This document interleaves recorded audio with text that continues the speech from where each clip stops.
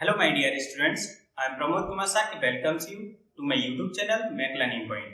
आज के इस वीडियो में हम बात करने जा रहे हैं सिंपल स्ट्रेस एंड स्ट्रेन के बारे में। इससे पहले वाले लेक्चर में हम लोगों ने डिस्कस किया था टाइप्स ऑफ लोड्स के बारे में। जितने भी प्रकार के लोड हम स्ट्रेंथ ऑफ मटेरियल के अंदर यूज करने वाले हैं वो सारे लोड हम लोगों ने डिस्कस कर लिए थे। आज हम देखेंगे सिंपल स्ट्रेस एंड स्ट्रेन के बारे में। तो चलिए स्टार्ट करते हैं।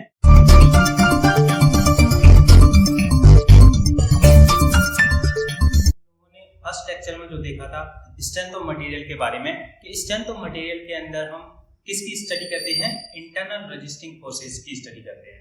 ठीक है, जो इंटरनल रेजिस्टिंग फोर्स हैं वो क्यों डेवलप होते हैं? जब हम किसी बॉडी के ऊपर एक्सटर्नल फोर्स लगाते हैं तो उसके अंदर क्या आएगा, इलास्टिक डिफॉर्मेशन होता है।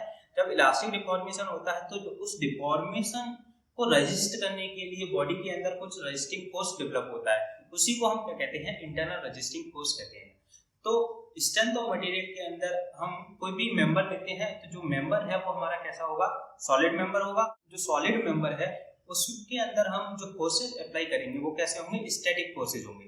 ठीक है, तो स्ट्रेंथ ऑफ मटेरियल के अंदर हम स्टैटिक लोड की स्टडी करते हैं कि स्टैटिक लोड अप्लाई करेंगे तो उसके अंदर क्या क्या चेंजेस आएंगे और जो डिफॉर्मेशन होगा, डिफॉर्मेशन कैसा होगा, इलास्टिक डिफॉर्मेशन होगा। और इसके अंदर हम जो बॉडी यूज करते हैं वो हमारी जो बॉडी होती है वो कैसे होती है, डिफॉर्मेबल बॉडी होती है। तो डिफॉर्मेबल बॉडी के बारे में भी हम फर्स्ट लेक्चर में डिस्कस कर चुके हैं। ऐसी बॉडी जिसके ऊपर लोड लगाने के कारण उसके शेप और साइज में क्या होता है, चेंज होता है, तो वो जो बॉडी है वो क्या करती है, डिफॉर्म होती है। ठीक है, इसी के कारण उसके अंदर उसके जो शेप और साइज है उसके अंदर चेंजेस आते हैं। तो स्ट्रेंथ ऑफ मटेरियल के अंदर किसकी स्टडी करते हैं, इंटरनल रेजिस्टिंग फोर्सेस की। ठीक है, अगर मैं इस तरीके से कोई मेंबर लेता हूं, यहां पर ये एक मेंबर लिया है, एक बाल लिया है मैंने। अगर मैं इसके ऊपर कोई लोड लगा रहा हूं यहाँ पे इस तरीके से, अगर मैं यहाँ पर इस तरीके से लोड लगा रहा हूं तो ये जो लोड है, पी लोड लगाया मैंने, तो ये जो लोड होगा वो कैसा होगा, हमारा एक्सटर्नल लोड होगा। ठीक है, अब इसके अंदर इस लोड के लगाने के कारण मान लो ये जो मेंबर है वो हमारा नंबर ऑफ एटम से मिलकर बना है, ये हमारे नंबर ऑफ एटम्स हो गए।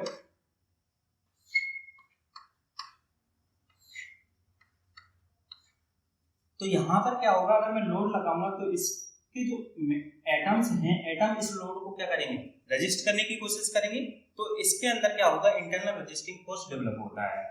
ठीक है, वो इस एक्सटर्नल लोड को क्या करेगा, रेजिस्ट करने की कोशिश करता है। तो यहाँ पर ये जो लोड है वो हमारा क्या है, एक्सटर्नल लोड है।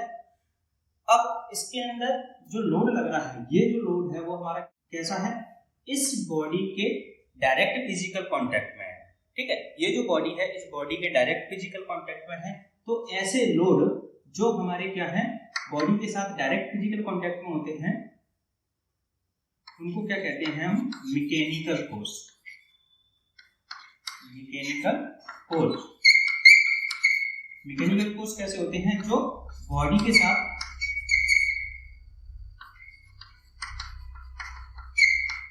डायरेक्ट फिजिकल कांटेक्ट में होते हैं। कैसे होते हैं, डायरेक्ट फिजिकल कांटेक्ट।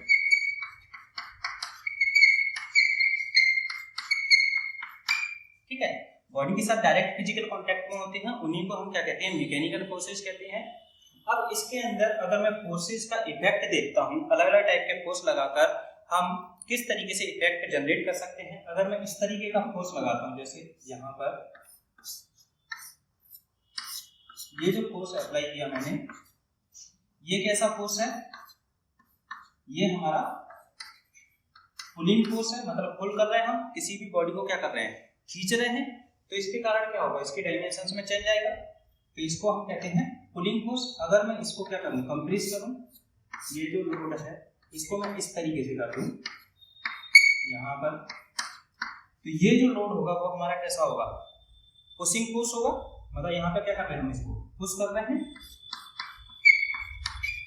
दबा रहे हैं। मतलब यहाँ पे जो लोड लगा रहा हूँ मैं, कैसा लगा रहा हूँ, कंप्रेसिव लोड लगा रहा हूँ। तो ये यहाँ पे क्या हो रहा है, यहाँ पे पुल हो रहा था, यहाँ पे इसके अंदर क्या आ रहा था, खिंचाव आ रहा था, और इसके अंदर क्या आ रहा है, इसके अंदर पुश कर रहे हैं इसको। तो इसकी जो डायमेंशन है वो क्या करेंगे, जो लेंथ है वो डिक्रीज करेगी।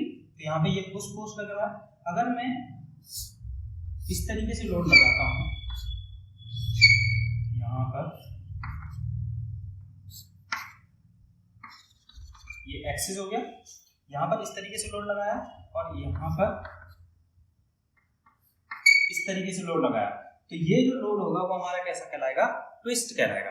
ठीक है, इस लोड लगाकर हम क्या कर सकते हैं, इसको ट्विस्ट कर सकते हैं। तो ये कैसा होगा हमारा, ट्विस्ट हो गया।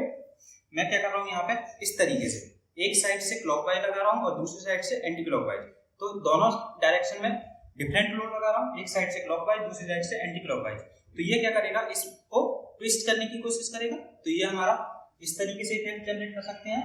तीसरा है यहाँ पर मैं इसको क्या कर सकता हूँ, बेंड कर सकता हूँ। यहाँ पे मैं इस तरीके से लोड लगा रहा हूँ, तो ये क्या होगा, यहाँ से ये बेंड हो जाएगा इस तरीके से। तो यहाँ पे क्या होगा, ये बेंडिंग। ठीक है, अगर मैं इसी के अंदर लोड इस तरीके से लगाता हूँ, ये जो मेंबर है हमारा, इस तरीके से मैंने लोड लगाया इसके ऊपर और यहाँ नीचे से इस तरीके से, तो ये इसके कारण क्या होगा, ये क्रश होगा, मतलब शियर होगा। यहाँ से ये यहाँ से क्या होगा, शियर होगा और या फिर कट हो सकता है। तो यहाँ पे ये कटिंग होगी या फिर शियरिंग। ठीक है, तो ये इस तरीके से हम 5 प्रकार से इफेक्ट जनरेट कर सकते हैं अलग अलग टाइप के लोड लगाकर। तो ये हमारे लोड के इफेक्ट हो गए, अलग अलग प्रकार से लोड लगाकर हम अलग अलग प्रकार के इफेक्ट जनरेट कर सकते हैं। तो इसके बाद हम देखते हैं अब स्ट्रेस के बारे में। जो हम सिंपल स्ट्रेस एंड स्ट्रेन पढ़ने वाले हैं उसके बारे में देखते हैं। अगर मैं इस तरीके से लोड लगाता हूँ किसी भी मेंबर के ऊपर, यहाँ पर ये जो लोड लगा है हमारा कैसा लोड है, टेंसाइल लोड है। ठीक है, इसके अंदर 2 एटम्स ले लेता हूं मैं, ये हमारे क्या है, 2 एटम्स हैं। ये जो बॉडी है वो हमारी नंबर ऑफ एटम से मिलकर बनी होती है। तो ये हमारा एक एटम हो गया और ये दूसरा हो गया, ए और बी। ठीक है, तो जब मैं इसके ऊपर कौन सा फोर्स लगा रहा हूँ, पुलिंग फोर्स लगा रहा हूँ। ये क्या है, पुलिंग फोर्स है। इसको मैं क्या कर रहा हूँ, खींच रहा हूँ। ठीक है, टेंसाइल फोर्स भी बोलते हैं इसको। तो टेंसाइल फोर्स जब मैं लगा रहा हूँ इसके ऊपर, तो इसकी जो लेंथ है, लेंथ में इंक्रीज होगी, लेंथ हमारी क्या होगी, इंक्रीज होगी। तो यहाँ पर इस तरीके से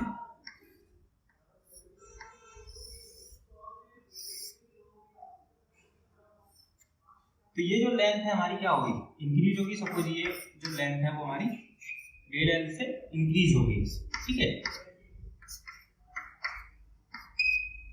और जो एटम्स हैं हमारे ये वाले, इनकी जो डिस्टेंस है वो ए बी थी, अब क्या होगी ये ए डैश बी डैश। इस तरीके से हमारी जो एटम्स की डिस्टेंस थी वो भी चेंज हो गई हमारी यहाँ पे।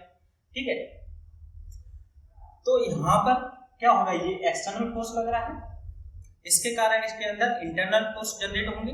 तो इंटरनल फोर्सेज की स्टडी करने के लिए हम क्या यूज करेंगे, यहाँ पे मेथड ऑफ सेक्शन यूज करेंगे। ठीक है, इंटरनल फोर्सेज की स्टडी करने के लिए हम यहाँ पे मेथड ऑफ सेक्शन यूज करेंगे, मेथड ऑफ सेक्शन। तो मैं यहाँ पर इसका एक सेक्शन करता हूँ। ये जो सेक्शन है वो हमारा क्या हो गया, एक्स एक्स हो गया, एक्स एक्स सेक्शन लिया है। तो यहाँ पर ये क्या हो जाएगा, इस तरीके से 2 सेक्शन में डिवाइड कर दिया। तो यहाँ पे हमारा जो लोड लग रहा था वो पी लोड लग रहा था। तो हम Newton third law of motion से जानते हैं कि every action has a equal and opposite reaction. जब हम किसी के ऊपर फोर्स लगाते हैं तो उतनी ही रिएक्शन हमारी क्या होती है, जनरेट होती है। तो यहाँ पर हमने पी फोर्स लगाया है, तो यहाँ पर जो रिएक्शन जनरेट होगी, ये सपोज यहाँ पर जो रिएक्शन है आर, अगर इसको हम एफ ले लेते हैं, ये जो रिएक्शन है वो क्या है, एफ है। तो वो पी किसके बराबर होगा, एफ के बराबर होगा, क्योंकि Newton's third law of motion क्या कहता है, every action has a equal and opposite reaction. तो यहाँ पर P किसके बराबर हो जाएगा, F के बराबर हो जाएगा, P इक्वल टू F। ठीक है, ऐसे ये सेक्शन हो गया। इसी के बाद जो दूसरा सेक्शन है, दूसरा सेक्शन में भी इसी तरीके से होगा। यहाँ पर हमारा P लोड लग रहा है, तो यहाँ पर जो रिएक्शन जनरेट होगी वो हमारी F होगी। तो यहाँ पे हम कौन सा फोर्स लगा रहे हैं, टेंसाइल फोर्स लगा रहे हैं। तो जो यहाँ पर जो फोर्स लगेगा वो हमारा क्या हो गया, ये भी ये इधर खींचेगा इसको और ये क्या करेगा, इसको इधर खींचेगा। ठीक है, तो यहाँ पर जो P है वो किसके बराबर होगा, F के बराबर होगा। अगर हमें यहाँ पर स्ट्रेस को कैलकुलेट करना है तो स्ट्रेस की जो डेफिनेशन है, स्ट्रेस की डेफिनेशन क्या होती है, it is defined as the internal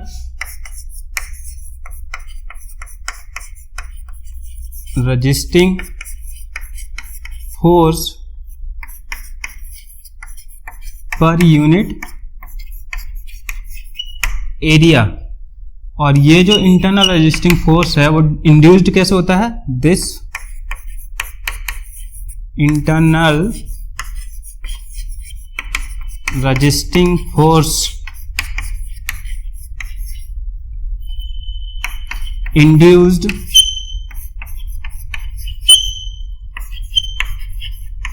when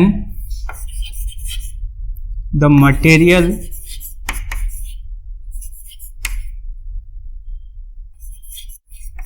is in equilibrium condition।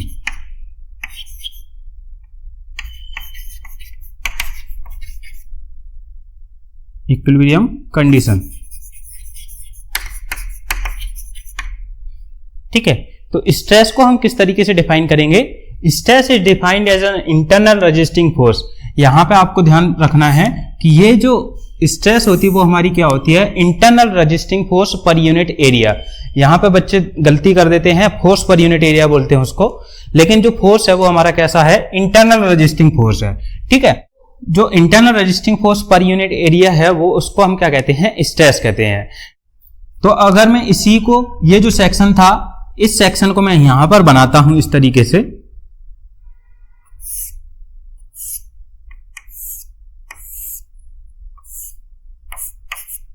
यहां पे लोड लगाया और इसके अंदर मैं एक स्मॉल एरिया लेता हूं।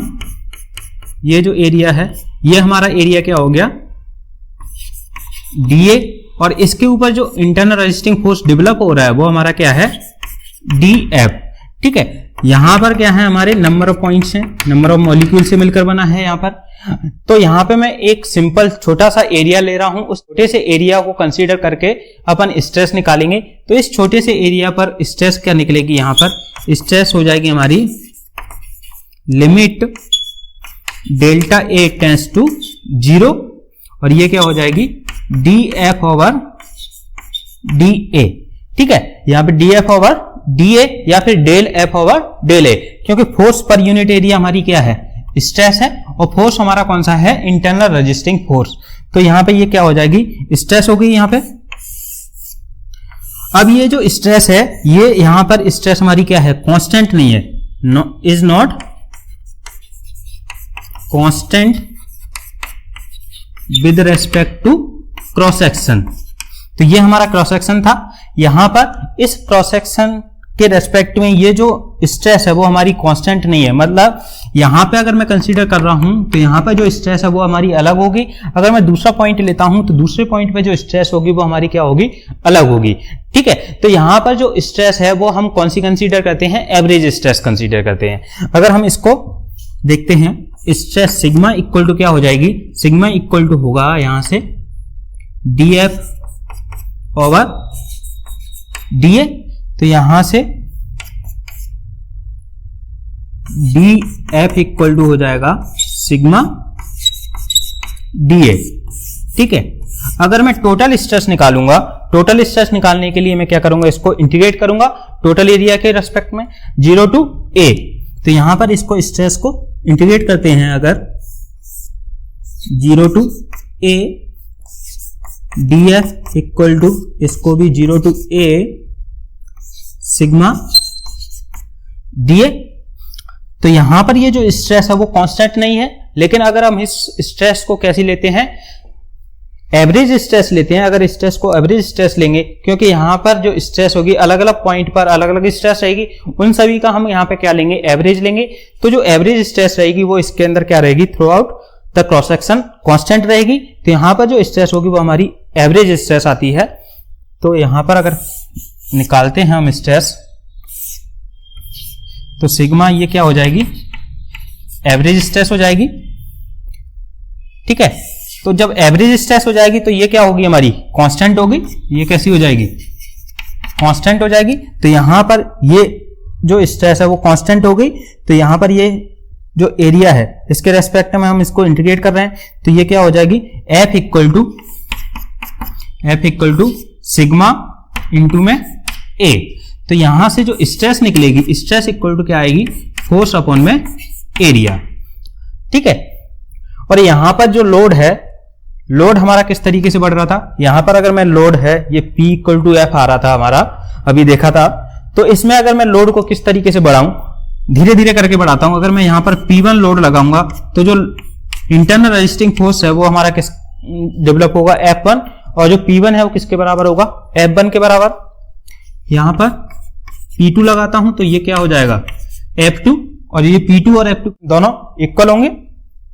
इस तरीके से लगाते जाता हूं तो ये Pn इक्वल टू Fn, इस तरीके से मैं लोड को लगाता हूं। ठीक है, तो P किसके बराबर हो जाएगा, हमारा F के बराबर हो जाता है। ठीक है, तो यहां पर हम लोगों ने देखा P किसके बराबर है, F के बराबर है। तो यहां पर F की जगह मैं क्या रख दूंगा, P रख दूंगा। सिग्मा इक्वल टू क्या आ जाएगा, P अपॉन A। तो ये क्या आ गई, हमारी स्ट्रेस आ गई। और यहां पे जो फोर्स है, फोर्स कौन सा है, रेजिस्टिंग फोर्स। ठीक है, फोर्स कौन सा है, हमारा रेजिस्टिंग फोर्स है, जो कब डेवलप होता है, जब हम किसी बॉडी के ऊपर फोर्स लगाते हैं तो उसके अंदर इंटरनल रेजिस्टेंस डेवलप होता है, वही हमारा ये क्या है, फोर्स है। तो स्ट्रेस हमारी क्या हो गई, internal resisting force per unit area. अगर एरिया को हम क्या रख दें, यहां पे 1 रख दें, तो ये किसके बराबर हो जाएगी, P के बराबर हो जाएगी स्ट्रेस। तो इसलिए ये क्या हो जाएगी, हमारी internal resisting force per unit area. ठीक है, अगर हम स्ट्रेस की यूनिट देखते हैं, इसके बाद स्ट्रेस की यूनिट क्या हो जाएगी, स्ट्रेस की यूनिट क्या हो जाएगी, यहां से अगर देखते हैं हम लोग, यहां पर क्या है, फोर्स अपॉन में एरिया। फोर्स की जो यूनिट होती है, फोर्स की यूनिट होती है न्यूटन। तो स्ट्रेस की यूनिट क्या हो जाएंगी,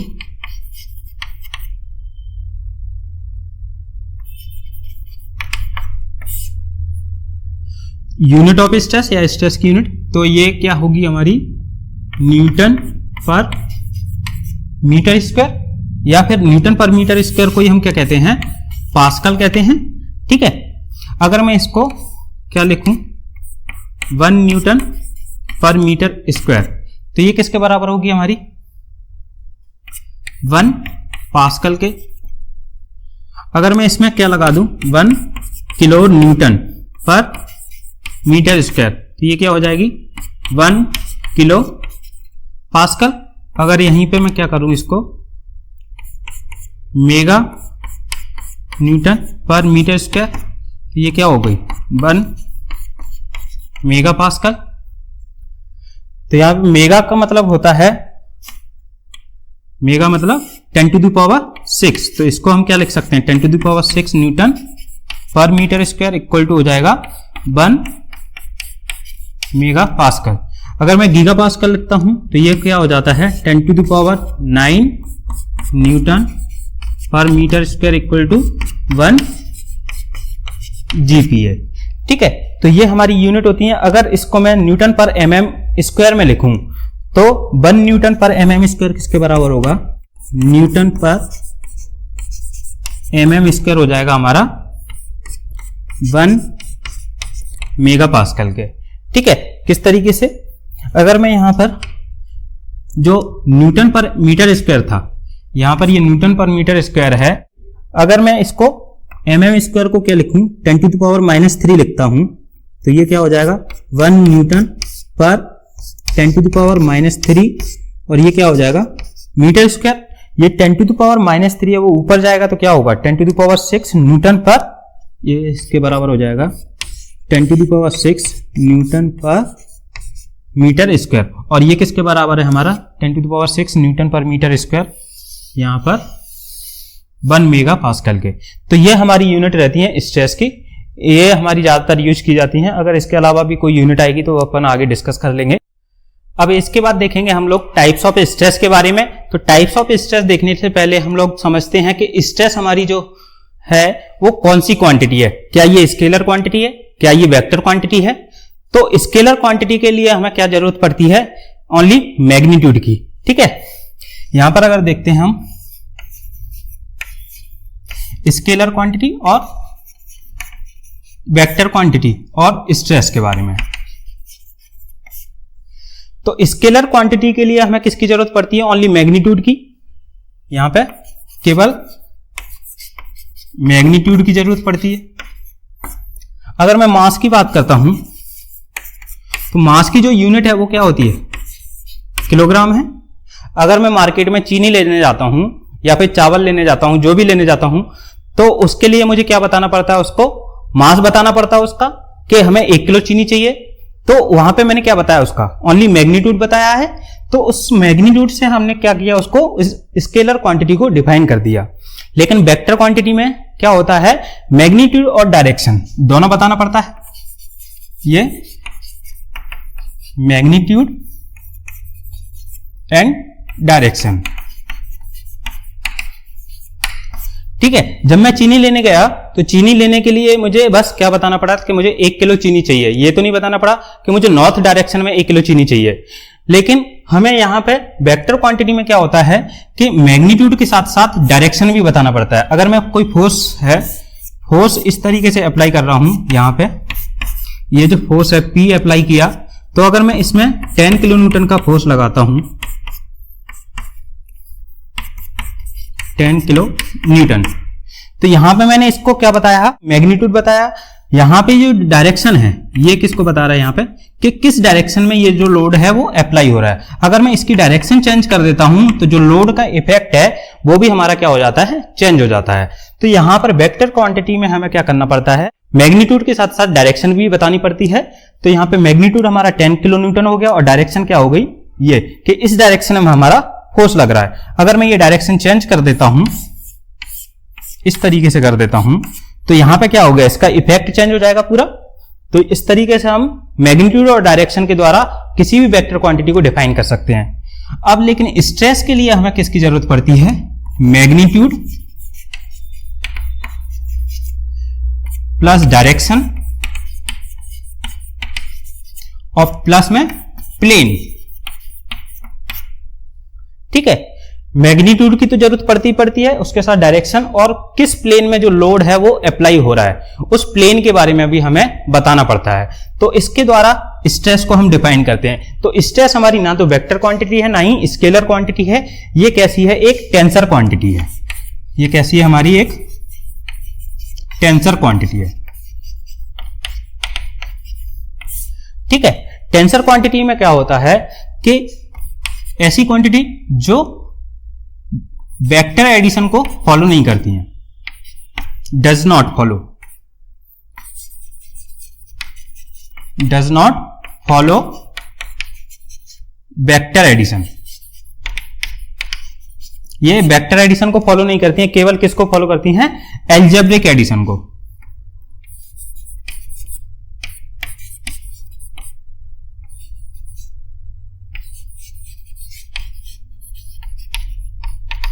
एल्जेब्रिक एडिशन। तो यहां पे ये जो टेंसर क्वांटिटी है वो हमारी वेक्टर एडिशन को फॉलो नहीं करती है। जैसे अगर आप वेक्टर क्वांटिटी में बात करते हैं, ये जो वेक्टर क्वांटिटी है हमारी फोर्स है, तो अगर मैं इस तरीके से फोर्स लगाता हूं दो,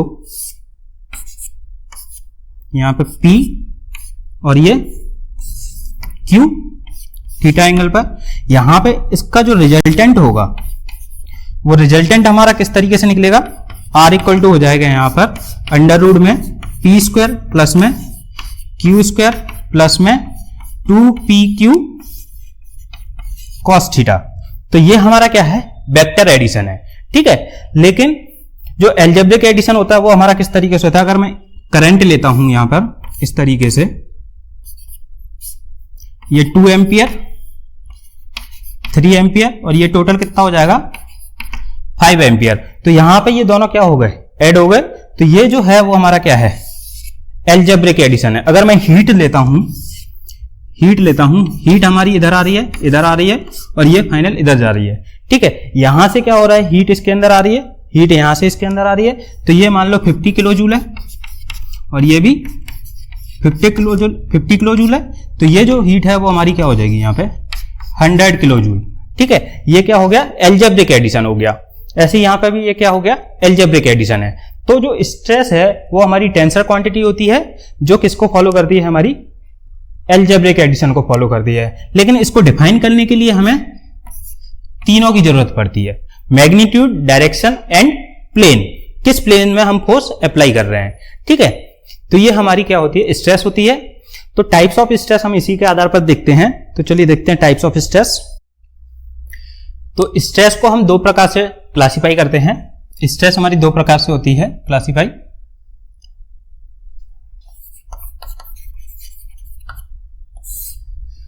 एक होती है नॉर्मल स्ट्रेस,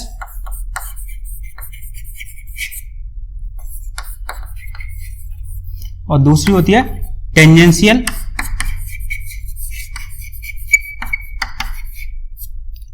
और शियर स्ट्रेस। इसी को हम क्या कहते हैं, शियर स्ट्रेस कहते हैं। ठीक है, जो नॉर्मल स्ट्रेस होती है, नॉर्मल स्ट्रेस को हम किस तरीके से देखते हैं। अगर मैं यहां पर एक मेंबर लेता हूं और इसमें एक सेक्शन लेता हूं, यहां पर ये क्या हो गया, एक्स एक्स सेक्शन हो गया, और यहां पे ये एंगल बना रहा है थीटा। ठीक है, यहां पर जो एंगल है वो कैसा है, थीटा है। ये जो प्लेन है, ये प्लेन ले लिया हमने, एक सेक्शन ले लिया, इसको हम प्लेन करेंगे। तो यहां पर ये जो थीटा है इसको हम क्या कहते हैं, ऑब्लिक्विटी कहते हैं।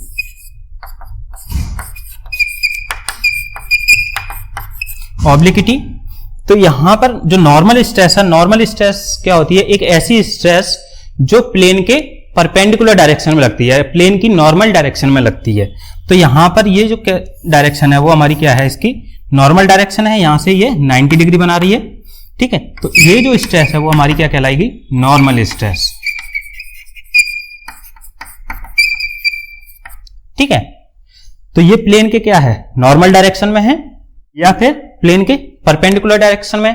तो जब हम फोर्स प्लेन के नॉर्मल डायरेक्शन में लगाते हैं, प्लेन की परपेंडिकुलर डायरेक्शन में लगाते हैं, तो उसके कारण जो स्ट्रेस डेवलप होती है उसी को हम क्या कहते हैं, नॉर्मल स्ट्रेस कहते हैं। अगर हम इसकी डेफिनेशन लिखेंगे तो डेफिनेशन क्या हो जाएगी, इट इज द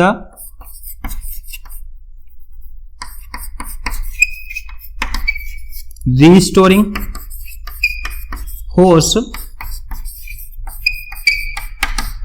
पर unit area perpendicular to the surface और प्लेन ऑफ द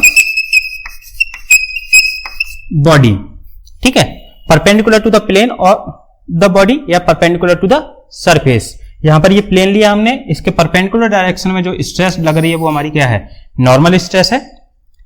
अगर इस नॉर्मल स्ट्रेस को हम देखते हैं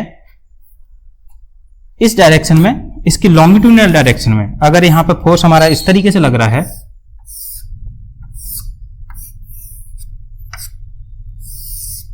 ये लॉन्गिट्यूडिनल एक्सिस हो गया, क्या हो गया हमारा, लॉन्गिट्यूडिनल एक्सिस।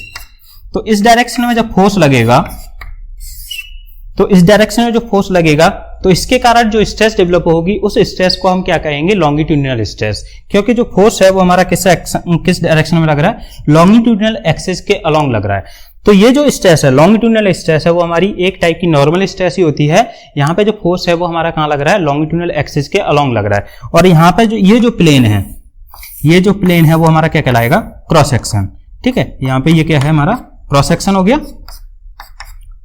यहाँ पे ये क्या है, क्योंकि लॉन्गिट्यूडिनल एक्सिस के परपेंडिकुलर डायरेक्शन में जो प्लेन होता है उसी को हम क्या कहते हैं, क्रॉस सेक्शन कहते हैं। तो यहाँ पर ये लॉन्गिट्यूडिनल एक्सिस के अलोंग फोर्स लग रहा है, तो लॉन्गिट्यूडिनल स्ट्रेस क्या हो जाएगी,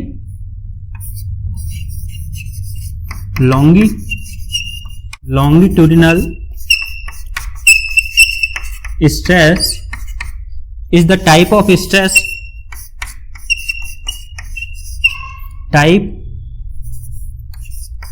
type of normal stress when the force is applied along the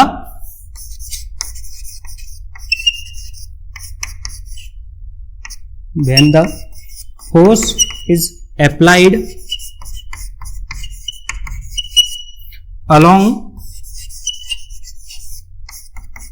longitudinal axis या perpendicular to the plane। तो ये हमारी क्या होती है, longitudinal स्ट्रेस होती है। अब longitudinal स्ट्रेस हमारी दो प्रकार की होती है, एक होती है टेंसाइल स्ट्रेस और दूसरी होती है कंप्रेसिव स्ट्रेस। तो यहां पर देखते हैं,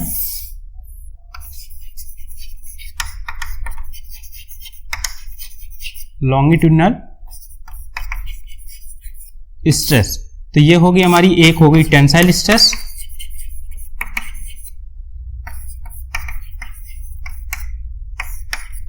और एक हो गई compressive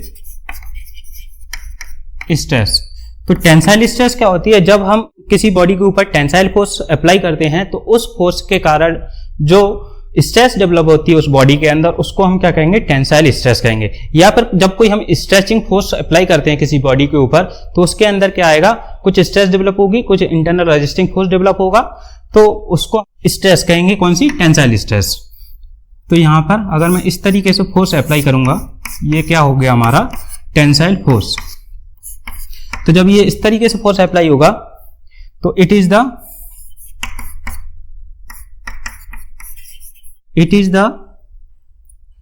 quantity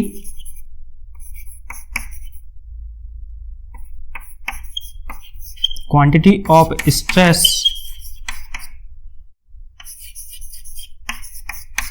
due to application of stretching और टेंसाइल फोर्स। तो ये हमारी क्या होगी, टेंसाइल स्ट्रेस होगी।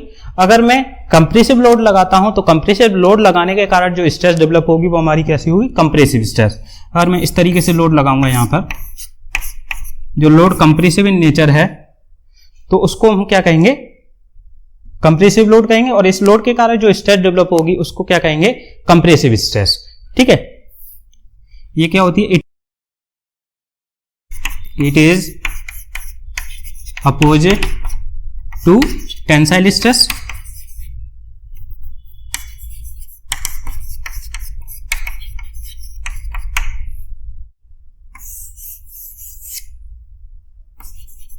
An object experience a compressive stress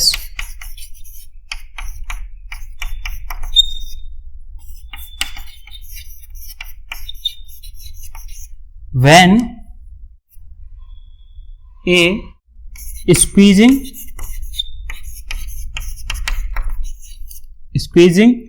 or compressive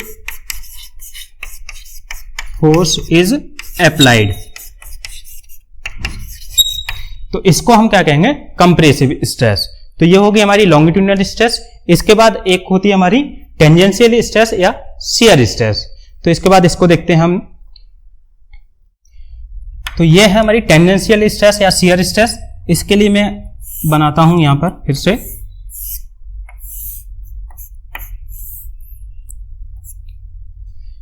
ये एक मेंबर लिया, इसमें मैंने ये ऑब्लिक सेक्शन लिया। यहां पे ये जो सेक्शन है हमारा किस तरीके से सेक्शन कहलाती है, हाँ, ऑब्लिक सेक्शन। ठीक है, यहां पर इस तरीके से जो स्ट्रेस डेवलप हो रही थी, इस तरीके से जो स्ट्रेस डेवलप हो रही थी वो हमारी क्या थी, नॉर्मल स्ट्रेस। अगर इस क्रॉस सेक्शन के पैरेलल डायरेक्शन में जो स्ट्रेस डेवलप होगी, इस क्रॉस सेक्शन के पैरेलल डायरेक्शन में यहां पे जो स्ट्रेस आ रही है वो हमारी, इसको टाउ से रिप्रेजेंट करते हैं। तो ये जो स्ट्रेस है वो हमारी क्या कहलाती है, टेंजेंशियल। टेंजेंशियल या फिर शियर स्ट्रेस। यहां पर ये जो प्लेन है, प्लेन के पैरेलल डायरेक्शन में जो स्ट्रेस डेवलप होती है उसको हम क्या कहते हैं, टेंजेंशियल या शियर स्ट्रेस। तो ये क्या हो जाएगी, stress developed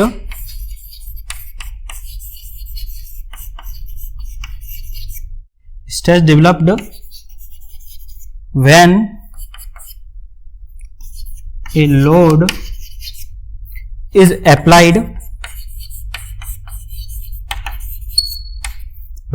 applied parallel to the cross section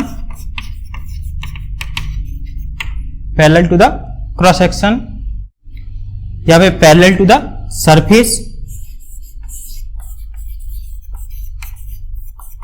surface और प्लेन। तो जब हमारा लोड पैरेलल लगता है किसी भी क्रॉस सेक्शन के, किसी भी प्लेन के, तो उस समय जो स्ट्रेस डेवलप होगी उसी को हम क्या कहेंगे, शियर स्ट्रेस कहेंगे। ठीक है, तो ये हो गई हमारी टाइप्स ऑफ स्ट्रेस के बारे में। अब हम इसके बाद देखते हैं टाइप्स ऑफ स्ट्रेन के बारे में। तो अब हम देखते हैं स्ट्रेन के बारे में। स्ट्रेन क्या होती है, सबसे पहले तो ये देखते हैं। यहां पर जो हम पढ़ रहे हैं वो कौन सी है, simple stress and strain.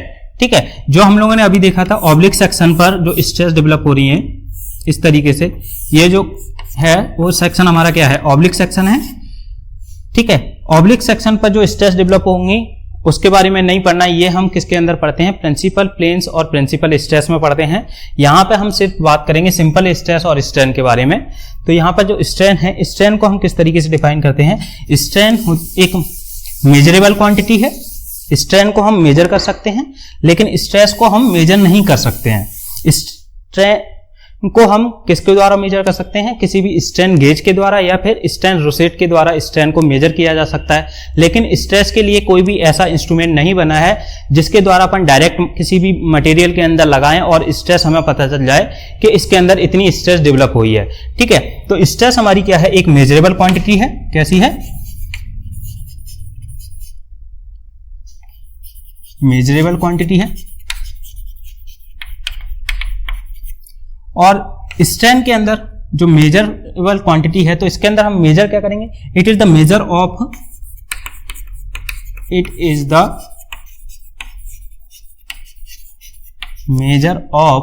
Deformation. किसका मेजर है, स्ट्रेन का मतलब है अगर किसी बॉडी के अंदर डिफॉर्मेशन हो रहा है लोड लगाने से, तो हम उसको किसके रूप में मेजर करेंगे, स्ट्रेन के रूप में। ठीक है, तो स्ट्रेन को अगर डिफाइन करते हैं तो it is defined as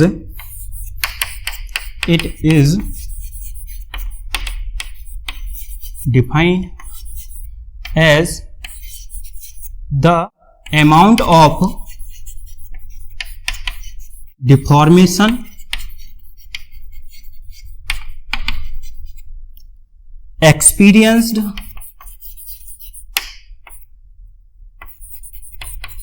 experienced by the body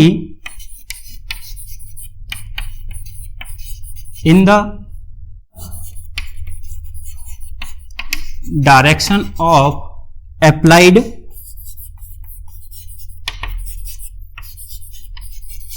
load or force divided by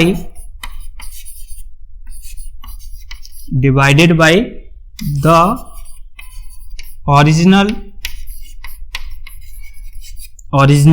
dimension।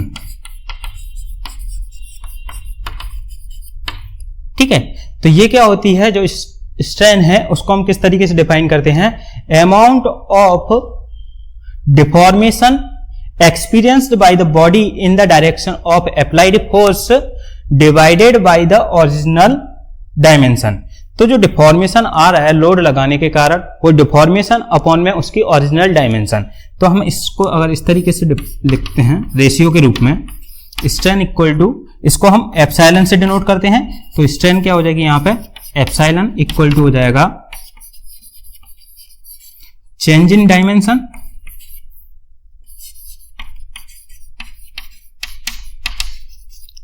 Dimension upon में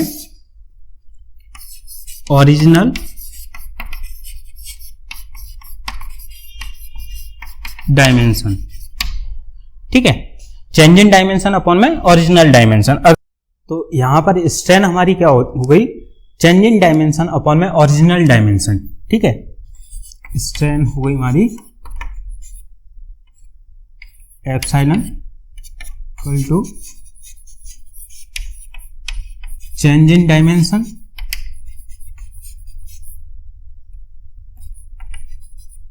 अपॉन में ओरिजिनल डायमेंशन, ओरिजिनल डायमेंशन। यहाँ पे डायमेंशन है, नीचे भी डायमेंशन है। तो ये जो स्ट्रेन होती है, स्ट्रेन हमारी क्या होती है, डायमेंशन लेस यूनिट होती है।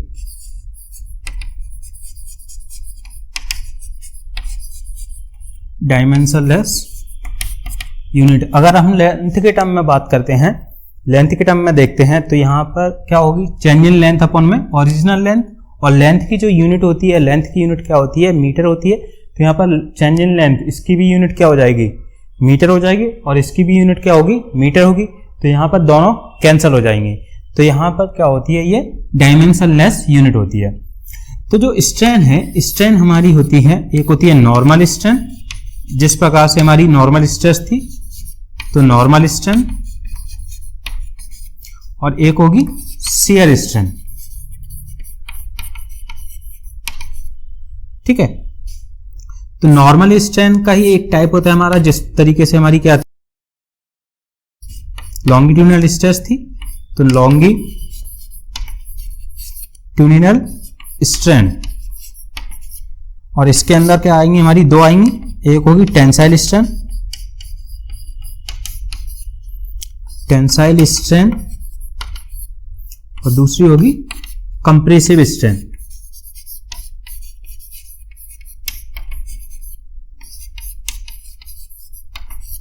ठीक है। तो लॉन्गिट्यूडिनल स्ट्रेन जो होती है, जब हमारा लोड लॉन्गिट्यूडिनल डायरेक्शन में लगता है, तो उसके कारण जो स्ट्रेन डेवलप होगी, उसको हम क्या कहेंगे, लॉन्गिट्यूडिनल स्ट्रेन कहेंगे। अगर हमारा जो लोड है इस तरीके से लग रहा है, यहां पर इस लॉन्गिट्यूडिनल एक्सिस के अलोंग लग रहा है ये लोड P, तो ये जो लेंथ है, लेंथ में चेंज आएगा, इसकी डायमेंशंस में चेंज आएगा। तो सपोज ये जो लेंथ है हमारी इंक्रीज होगी यहां पर, ये डेल L से, और ये क्या होगी, ओरिजिनल लेंथ, यहां पर P, ये P। तो यहां पर जो चेंज इन लेंथ है लॉन्गिट्यूडिनल स्ट्रेन में, अगर हम टेंसाइल लोड लगा रहे हैं तो वो हमारी स्ट्रेन क्या होगी, टेंसाइल स्ट्रेन होगी। और अगर हम कंप्रेसिव लोड लगा रहे हैं तो जो स्ट्रेन डेवलप होगी वो हमारी क्या होगी, कंप्रेसिव स्ट्रेन। ठीक है। अगर हम टेंसाइल लोड लगा रहे हैं तो वो हमारी क्या हो जाएगी, टेंसाइल स्ट्रेन, और कंप्रेसिव लोड लगा रहे हैं तो वो हमारी हो जाएगी कंप्रेसिव स्ट्रेन। तो यहां पर लेंथ में क्या होगा, इंक्रीज होगा। अगर हम टेंसाइल लोड लगा रहे हैं तो यहां जो लेंथ है वो हमारी इंक्रीज करेगी। अगर कंप्रेसिव लोड लगाएंगे तो कंप्रेसिव लोड में क्या होगा, जो लेंथ है वो क्या करेगी, डिक्रीज करेगी। अगर हम इस तरीके से लोड लगा रहे हैं P, तो ये जो लेंथ है वो हमारी कम हो जाएगी, क्योंकि हम उसको क्या कर रहे हैं, कंप्रेस कर रहे हैं। कंप्रेस करने से उसकी जो डायमेंशन है चेंज आएगा, लेकिन जो लेंथ है हमारी क्या होगी, डिक्रीज करेगी। तो यहां पर कंप्रेसिव स्ट्रेन हो जाएगी ये। ठीक है। इस तरीके से हमारी लॉन्गिट्यूडिनल स्ट्रेन दो प्रकार की होगी, टेंसाइल और कंप्रेसिव स्ट्रेन। तो यहां पर अगर लेंथ के टर्म में लिखते हैं स्ट्रेन को, ये एप्सिलॉन L इक्वल टू क्या हो जाएगी, change in length del L over L। तो ये हो गई हमारी strain in terms of length. अगर वॉल्यूम के टर्म में अगर लिखते हैं तो क्या आ जाएगी, यहां पे volumetric strain, volumetric strain. Volumetric strain क्या होगी, एप्सिलॉन V इक्वल टू हो जाएगी change in volume del V over B, original volume. तो वॉल्यूमेट्रिक स्ट्रेन के बारे में हम डिटेल में देखेंगे नेक्स्ट लेक्चर में, आगे के लेक्चर्स में। यहां पर अब देखते हैं हम शियर स्ट्रेन के बारे में। शियर स्ट्रेन में क्या होगा, जो लोड लगेगा वो हमारा क्या लगेगा, क्रॉस सेक्शन के पैरेलल लगेगा, पैरेलल डायरेक्शन में लगेगा। उसके कारण जो स्ट्रेन डेवलप होगी उसी को हम क्या कहेंगे, शियर स्ट्रेन। तो अगर मैं लोड इस तरीके से लगाता हूं, यहां पर ये जो बॉटम है वो हमने फिक्स कर दिया, यहां पर इस डायरेक्शन में मैं लोड लगा रहा हूं, यहां पर ये जो लोड है वो अप्लाई कर रहा हूं। तो ये किसके पैरेलल हो गया, हमारा क्रॉस सेक्शन के पैरेलल। ये हमारा क्रॉस सेक्शन हो गया, इस क्रॉस सेक्शन के पैरेलल लग रहा है लोड। तो ये जो लोड है वो इस लोड के कारण जो स्ट्रेन डेवलप होगी इसके अंदर वो हमारी क्या होगी, शियर स्ट्रेन होगी। तो वो किस तरीके से डेवलप होगी, अगर ये हमने लेंथ ले लिए L और यहां से मैंने लोड लगाया तो ये क्या होगी, इस आगे की ओर मूव करेगा ये जो फेस है, और ये वाला फेस इधर आगे की ओर मूव करेगा। तो यहां पर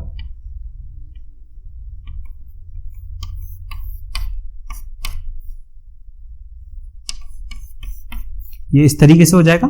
और ये जो डेविएशन है ये हमारा क्या है, डेल्टा थीटा है।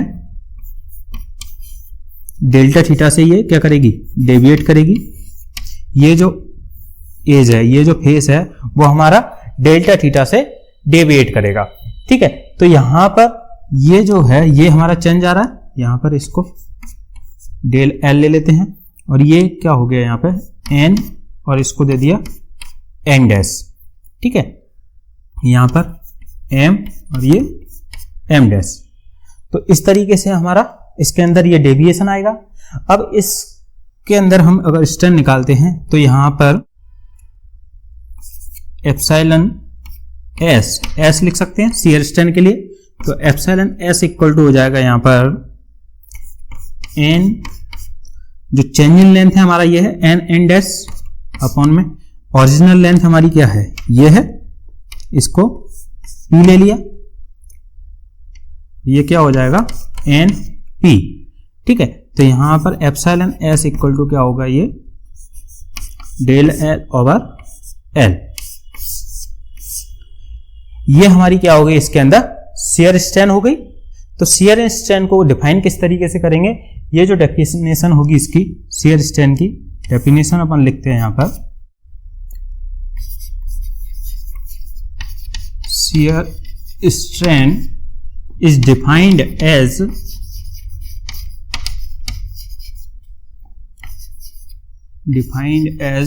angle delta theta by which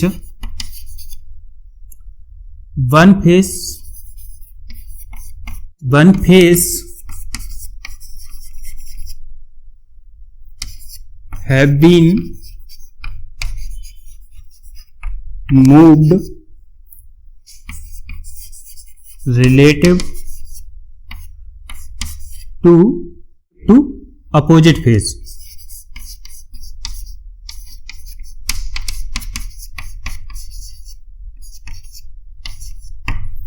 तो शियर स्ट्रेन को हम इस तरीके से डिफाइन करते हैं, angle delta theta by which one face have been moved. तो यहाँ पे ये एंगल क्या है, डेल्टा थीटा से ये जो फेस है वो डेविएट कर रहा है इस अपोजिट फेस के रेस्पेक्ट में। यहाँ पे ये फेस हमारा फिक्स्ड है, इस फेस के रेस्पेक्ट में यहाँ पे ये एंगल डेल्टा थीटा से क्या कर रहा है, ये डेविएट कर रहा है। तो इसी को हम क्या कहेंगे, शियर स्ट्रेन कहेंगे। ठीक है, तो ये होती है हमारी types of stress and strain. ये सिंपल स्ट्रेस और सिंपल स्ट्रेन के बारे में समझा हमने यहाँ पे। और इसके आगे जो ऑब्लिक प्लेन पर स्ट्रेस निकालेंगे और स्ट्रेन निकालेंगे वो हम प्रिंसिपल प्लेन और प्रिंसिपल स्ट्रेस वाले चैप्टर में पढ़ेंगे। तो ये हो गया हमारा सिंपल स्ट्रेस एंड स्ट्रेन के बारे में। अगर आप लोग इस चैनल पर नए जुड़े हैं तो जल्दी से जल्दी इस चैनल को सब्सक्राइब करें और लेटेस्ट वीडियो की नोटिफिकेशन के लिए बेल आइकन को दबाना ना भूलें। तो मिलते हैं नेक्स्ट वीडियो में।